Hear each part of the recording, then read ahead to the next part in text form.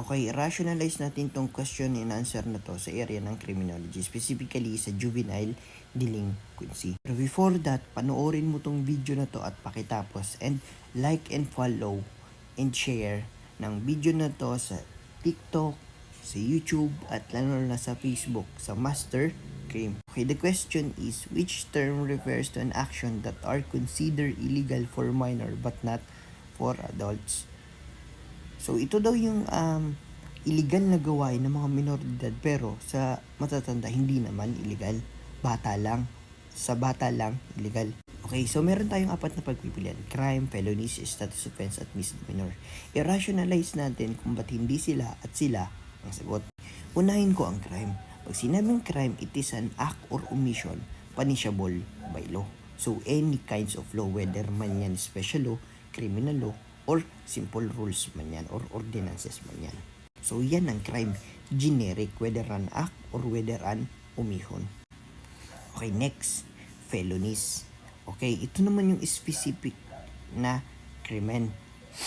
Pag sinabing felonies, it is an act or omission punishable by RPC or Revised Penal Code. So, naka-specific lang itong krimen na to sa loob or sa under ng RPC. Ano-ano yun?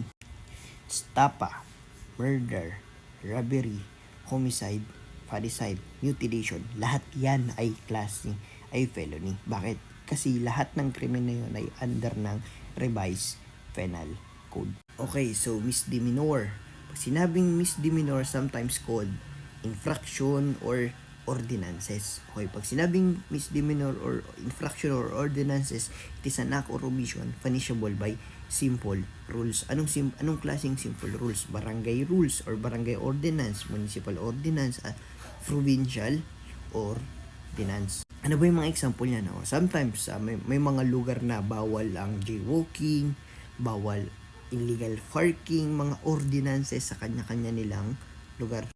Okay, next, the last one, status offense. Ito yung answer sa question na to.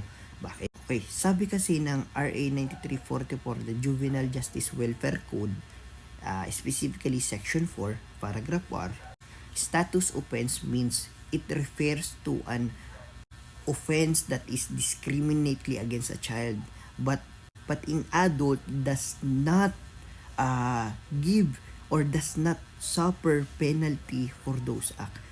Ibig sabihin, status offense, sabi ng batas, specifically paragraph R, section 4 of RA 9344, the Juvenile Justice Welfare Code, status offense means ito yung mga gawain ng bata na illegal, pero sa matanda hindi. Example, curfew, loitering, truancy, disobedience sa parents or sa parental guidance, yung hindi pagsunod.